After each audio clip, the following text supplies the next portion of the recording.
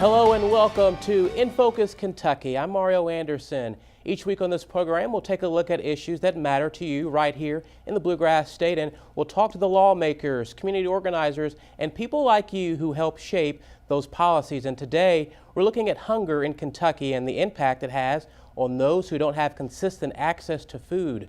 We traveled to the University of Louisville's McConnell Center to speak with Commissioner of Agriculture Ryan Quarles about his new initiative that is helping to fight food insecurity.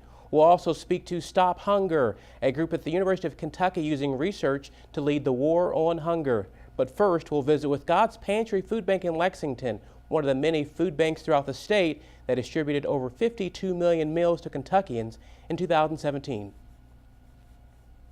God's Pantry Food Bank serves 50 counties throughout central and eastern Kentucky with two goals in mind: fight hunger and deliver hope. And as a food bank, we are bringing food in from local donors, regional donors, and even national donors, and distributing that food back out to about 400 different partner programs and organizations.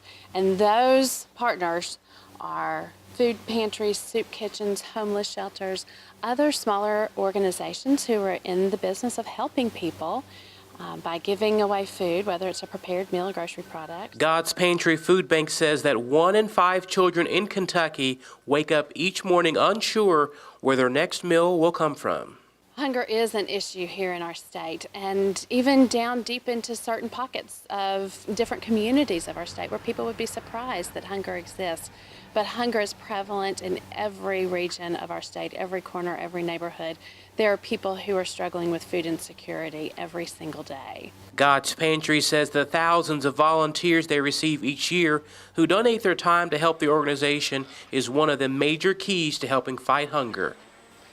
I joke sometimes that this is the one industry where the middleman is so important, because getting excess food to people who need it requires a very sophisticated distribution channel, and we are that sophisticated distribution channel.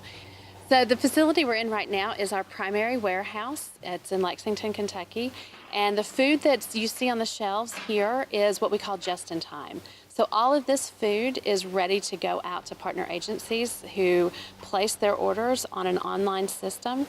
What you see here a week and a half from now, none of the same products will still be here. It will turn over that quickly. It's in and out on a weekly basis. Wallace also says increasing public awareness about the issue of hunger, along with educating people on how to find and access their available resources, is just as important when working to solve the hunger epidemic. And when we talk about hunger in America, not just in Kentucky, the issue is not that there's not enough food. There is more than enough food that is produced or grown in this country to feed every one of our citizens. The issue is access to food. And that's what we're trying to help, is create access to food for people who don't have it. Joining me now are Dr. Allison Gustafson and Amanda Hagee of the group Stop Hunger at the University of Kentucky. Their mission of the group is to lead the war on hunger. Both work within the Department of Dietetics and Human Nutrition, where Allison is an associate professor and Amanda is the director of community outreach. Ladies, thanks so much for joining me. Thank you. I appreciate that. And Amanda, can we talk about the Stop Hunger? What exactly does that stand for? Stop Hunger is Sustainable Solutions to Overcome Poverty, and it is the university's Fighting World Hunger chapter at the University of Kentucky. And it's housed in the Department of Dietetics and Human Nutrition at UK. Okay, and how was the group started? It started back in 2014 when President Capilouto signed the President's Commitment to Food and Nutrition Security at the United Nations. All right. Now, Allison, your mission is to lead the war on hunger, so can you talk a little bit about that? Sure. So we have lots of grant work going on in the state of Kentucky, typically USDA federally funded programs, but we have some CDC funding as well. And we're trying to really improve access to low income and rural, geographically isolated consumers to improve their access to food where they live. We call it where they live and learn, and so where they're living, but also among adolescents and high schools. And how do you all combat hunger? How does that process work at the university? Well, I'll speak first to my work with grocery stores. We really are trying to keep local grocery stores in rural communities, because we know that if we can keep those grocery stores, people will shop at those stores and improve their food intake, so purchase more fruits and vegetables. And it also is an economic benefit to those communities. So when grocery stores leave, if you think about people are losing jobs that way, people now have to travel farther to get their food, they're spending more on gas. And so we're trying to work with local grocery stores such as IGA and Save a Lot, and really restructuring the kind of food that they have and to help the lower income consumer. All right, and Amanda, I know that the Kentucky Hunger Dialogue is something that you've had some work on. What exactly is that? It brings together different colleges and universities from all across the Commonwealth in talking about sustainable solutions to overcome food access challenges across the state. So the first one was hosted by the Department of Dietetics and Human Nutrition at UK in 2016.